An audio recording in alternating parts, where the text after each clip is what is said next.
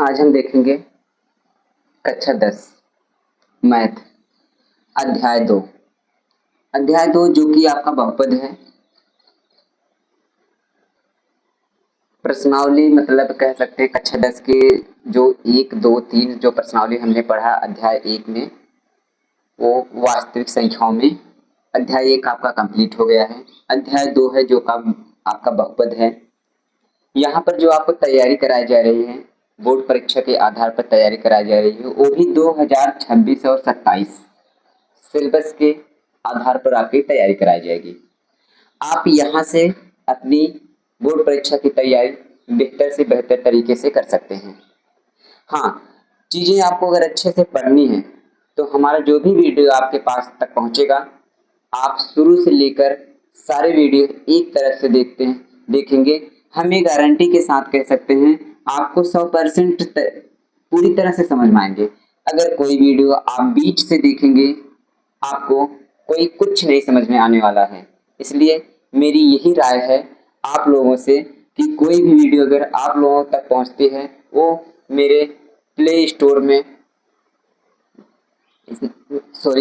List में जाएं, वहां से आप देख सकते हैं जो भी जिस क्लास का बच्चा है कक्षा 9 की मैथ की अलग प्ले लिस्ट बनी है और कक्षा 10 की मैथ की अलग प्ले लिस्ट बनी है और कक्षा 9 की फिजिक्स की अलग से प्ले लिस्ट है।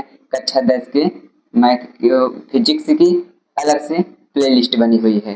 मतलब प्ले लिस्ट में देखेंगे एक तरफ से क्रम से वहां पर वीडियो पड़े हुए हैं। वहां पर आप अपनी तैयारी बेहतर से बेहतर तरीके से कर सकते हैं। हाँ मेरे प्रिय विद्यार्थियों, आपको याद होना चाहिए कि हमने एक शब्द यहाँ लिखा है आप लोगों के लिए, जो विद्या का धन है। विद्या का जो धन होता है वो बांटने से बढ़ता है। कहने मतलब किसी को आप अपनी विद्या देंगे, जितना विद्या आप दूसरों को बांटेंगे आपको उतना ही ज्ञान की प्राप्ति होगी। हम ये इस शब्द को आप लोगों को देखते हुए यहाँ पर लिखा गया है, विद्या का जो धन होता है वो बांटने से क्या होता है, बढ़ता है। चलिए बात करते हैं, अब टॉपिक पर आते हैं जो कि आपके कक्षा 10 में यहाँ टॉपिक जो पढ़ना है बहुपद 2026-27 सिलेबस के आधार पर आप लोगों को यहाँ पढ़ाया जा रहा है। पहले तो इस टॉपिक में हमें जो पढ़ना है उसका हम आधार समझेंगे। हमें इस टॉपिक में पढ़ना क्या है, देखिए इस टॉपिक में आपको पढ़ना है शून्य के बारे में। शून्य का किसी द्विघात समीकरण, ये द्विघात समीकरण इसमें आएंगे, ये द्विघात आएंगे, आपको द्विघात समीकरण आएगा। ये द्विघात समीकरण का हम शून्य कैसे निकालेंगे वो यहाँ पर सीखने वाले हैं, जो कि परीक्षा में शून्य निकालने के लिए एक क्वेश्चन आपका फिक्स आता है। ये द्विघात समीकरण दे दिया जाएगा, उसमें बोलेगा शून्य ज्ञात कीजिए। और एक आपका परीक्षा में ये भी पूछे जाते हैं इस द्विघात समीकरण को बनाया कैसे जाएगा। शून्य दे देगा, कभी द्विघात समीकरण देगा तो आपको क्या पूछेगा, शून्य पूछ लिया जाएगा, या आपको शून्य दे दिया जाएगा तो द्विघात समीकरण बनाने के लिए पूछ दिया जाएगा। यहाँ पर सारी चीजें हम एक तरफ से देखेंगे। पहले हम इसके आधार की बात करते हैं, आधार में जो हमें पढ़ना है। पहले ध्यान दीजिए हम द्विघात समीकरण होता क्या है उसका हम ये द्विघात समीकरण का कह सकते हैं द्विघात समीकरण का व्यापक समीकरण। द्विघात समीकरण की व्यापक समीकरण की बात करें, जो आपका व्यापक समीकरण होता है वो होता है ax² plus bx plus c बराबर यहाँ 0 कर सकते हैं। ये द्विघात समीकरण का व्यापक समीकरण होता है, जहां हम ये कह सकते हैं जहां ये कह सकते हैं a b व c पूर्णांक है। क्या है, पूर्णांक है, मतलब कोई पूर्णांक हो सकता है। जहां a b c क्या है, कोई पूर्णांक है। जैसे बात करें a की वैल्यू अगर मतलब 5 में मान लिया हमने तो ये x² कहलाएगा, प्लस यहाँ पर मान लिया b की वैल्यू यहाँ पर 3 है तो 3x कहलाएगा। ये मान लीजिए c की वैल्यू -7 है तो -7 का यानी कि 0। ये द्विघात समीकरण कहलाएगा। ये आपका द्विघात समीकरण है। और दो घात समीकरण का ये जो हमारा है ये व्यापक समीकरण है। इस ध्यान दीजिए ax square plus B X plus C, इस पर ध्यान दीजिए। यहाँ से कुछ क्वेश्चन आएंगे आपको, यहाँ से हम ए की वैल्यू, बी की वैल्यू, सी की वैल्यू हम इस समीकरण से तुलना करके निकालेंगे। जहां पर हम यहाँ ये सीखने वाले हैं सत्यता की जांच कैसे की जाएगी। सत्यता की जांच आगे पढ़ेंगे। सत्यता की जांच क्वेश्चन में आगे सत्यता की जांच कैसे होती है। हाँ, सत्यता की जांच की बात करें तो आपका एक दो शून्यक होते हैं। इसमें जो दो शून्यक होते हैं, एक मान लेते हैं अल्फा एक शून्यक है, ये जो दूसरा होता है इसको मान लेते हैं दूसरा बीटा दूसरा शून्यक है। ये शून्यक का है, अल्फा जो है हमारा एक शून्यक है, बीटा जो हमारा है ये दूसरा शून्यक है। यानी कि सत्यता की जांच करने के लिए हम यहाँ कह सकते हैं शून्यकों का योगफल। शून्यकों का योगफल जो होता है वो होता है माइनस बी बाई ए, ये शून्यकों का योगफल होता है। हाँ, अब बी बाई ए की बात करें, ये जो बी बाई ए होता है यानी कि माइनस तो फार्मूले का है, बी का मतलब हम चले जाते हैं द्विघात समीकरण आपको दिया रहेगा, कोई दिक्कत नहीं। मान लीजिए आपका यही द्विघात समीकरण है। अब बी की वैल्यू कैसे निकालोगे। अब बी का मान हमें कह सकते हैं जो बी होगा ओ एक्स का गुणांक होगा। बी क्या होगा, ओ एक्स का गुणांक, यानी कि 3 हमारा बी का वैल्यू बनेगा। ए का मान क्या होगा, जो एक्स स्क्वायर है इसका जो गुणांक होता है 5 है, वो आपका ए बनेगा। इसकी वैल्यू यहाँ पर रखोगे तो ये सत्यता की जांच हो जाएगी। आगे है शून्यकों का गुणनफल, अल्फा इंटू बीटा। शून्यकों का गुणनफल यानी कि ये होता है सी बाई ए। सी का मतलब ये पूरी कांस्टेंट वैल्यू, यहाँ जो है माइनस के साथ लेना है। हाँ, किसी के पास माइनस रहेगा माइनस लेके चलेंगे हम, कोई दिक्कत नहीं है। -7 है सी की वैल्यू। ए का मान जो बनेगा वो एक्स स्क्वायर का गुणांक यानी कि 5 है, वो आपका 5 बनेगा। चलिए आगे इस फार्मूले के को और आगे बात करेंगे जब हम आपको प्रश्नावली स्टार्ट करेंगे तब। चलिए यहाँ पहली प्रश्नावली देखते हैं। यहाँ पर ये होता है कि पहली प्रश्नावली सॉल्व करेंगे। पहली प्रश्नावली आपकी है प्रश्नावली, हम कह सकते हैं 2.1। अब 2.1 में क्या पूछा जा रहा है आपसे, देखिए 2.1 में पूछा जा रहा है, हमारे पास बुक है एक कक्षा 10 एनसीईआरटी की बुक, आप लोगों को इसी से पढ़ाया जा रहा है।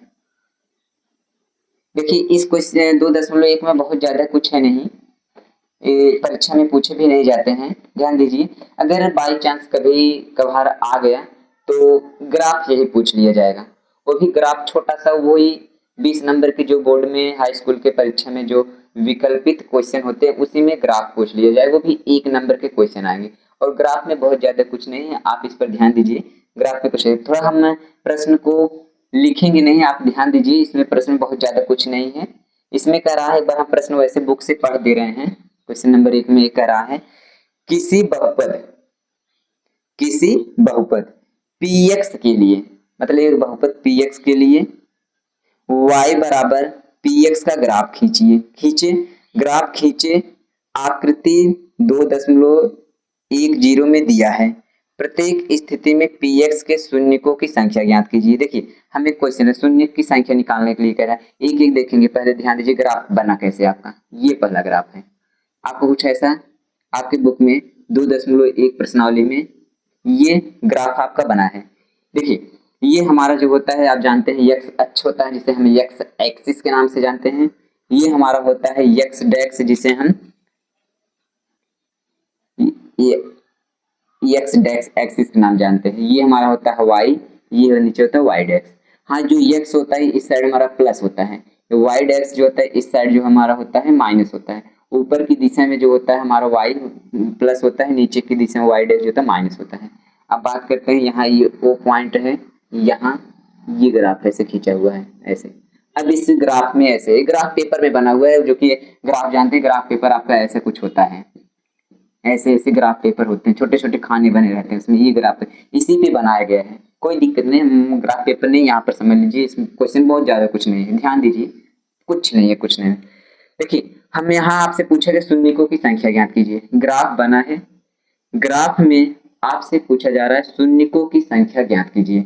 अब शून्यकों की संख्या की ज्ञात करने के लिए ध्यान दीजिए, एक्स अक्ष को, ये एक्स अक्ष की लाइन है, ये एक्स अक्ष है, चाहे वो निगेटिव चाहे पॉजिटिव, मतलब ये रेखा जो है एक्स अक्ष की, एक्स अक्ष को अगर कोई रेखा ये जो खींची गई है, अगर x अक्ष को कोई रेखा जितनी बार काटती है, यानी कि जितनी बार इंटरसेक्ट मतलब आपस में प्रतिच्छेद करती, काटने की बात की सिंपल शब्दों में आप समझिए, x अक्ष को कोई रेखा जितनी बार काटते है वही उसका शून्यक होता है। अब ध्यान दीजिए, ये रेखा जो खींची गई है x अक्ष को कितनी बार काटी है, x अक्ष हमारा ये है, x अक्ष ऐसे है ना। अब बताइए x अक्ष ऐसे है तो ये रेखा जो खींची गई x अक्ष को कितनी बार काटी है, एक भी बार नहीं काटी है। जब एक भी नहीं काटी है तो हम कह सकते हैं यहाँ पर ये शून्यकों की संख्या। अब शून्यकों की संख्या कितनी होगी भैया, 0, क्योंकि एक बार भी नहीं काटी, शून्यकों की संख्या 0 निकल के आएगी। अब दूसरे फिगर की बात करते हैं।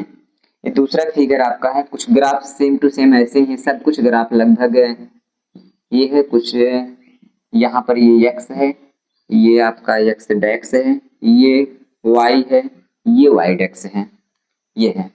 अब इसमें जो बना है आपका कुछ इस प्रकार है, ऐसे बना है। अब ध्यान दीजिए, ये x अक्ष की लाइन आपको बताया गया, x अक्ष की लाइन को कोई रेखा जितनी बार काटेगी वही उसका शून्यक बनेगा। अब बताइए x अक्ष की लाइन में यहाँ से ये रेखा ऐसे चल रही थी, यहाँ पर हम कह सकते हैं ये रेखा जब ऐसे जा रही थी यहाँ पर एक बार काट रही है, यहाँ पर एक बार काट रही है, तो हम ये कह सकते हैं क्या होगा, यहाँ पर अगर काट रही थी हम कह सकते हैं शून्यकों की संख्या यहाँ 1 होगी, यहाँ कह सकते हैं शून्यकों की संख्या। शून्यकों की संख्या की बात करें यहाँ, शून्यकों की संख्या की बात करें 1 है, क्योंकि ये x अक्ष को एक बार काट रही है तो शून्यकों की संख्या 1 हो गया।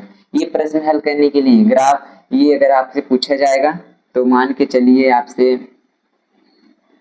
केवल विकल्पित क्वेश्चन में आ सकता है, ये कह सकते हैं। चलिए आगे नेक्स्ट, ये पहला आपको बताया गया, ये दूसरा था। अब यहाँ हम तीसरे की फिर बात करते हैं, ये तीसरे की बात करते हैं फिर। अब ग्राफ जो आपका बना है सेम टू सेम, ये सब x अक्ष y अक्ष सब कुछ वही है, x अक्ष y अक्ष सब कुछ वही है।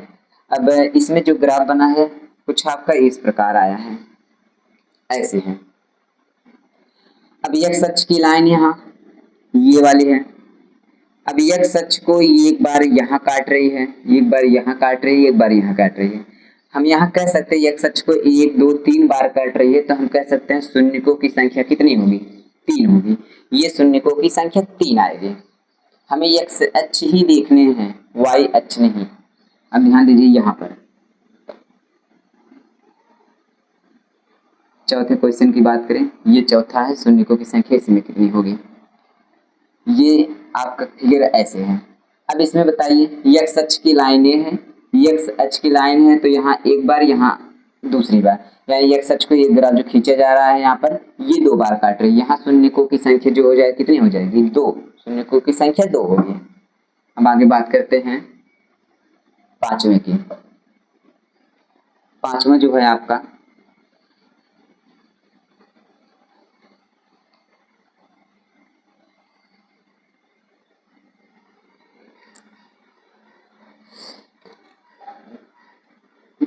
आपका कुछ इस प्रकार है, ऐसे बना हुआ। x अक्ष देखिए, रेखा ये है, x अक्ष की रेखा ये वाली x अक्ष की रेखा है। x अक्ष की रेखा अगर यही है तो यहाँ एक बार काट रही, यहाँ एक बार काट रही, यहाँ एक बार काट रही, यहाँ एक बार, यानी कि 1 2 3 4 बार कट रहा है, तो शून्यकों की संख्या यहाँ पर 4 हो जाएगी, ये शून्यकों की संख्या होगी। अब आगे नेक्स्ट क्वेश्चन में देखते हैं, इसमें यहाँ पर लास्ट छठवीं की बात करें, इसमें शून्यकों की संख्या कितनी होगी।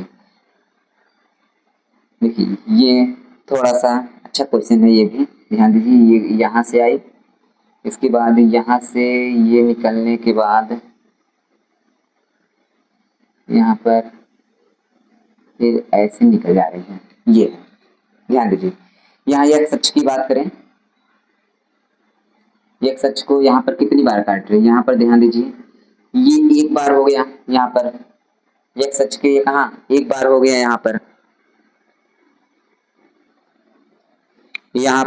ये 2 बार हो गया, यहाँ पर ये 3 बार हो गया। यानी कि हम 1 2 3 x अक्ष को कितनी बार काट रही है?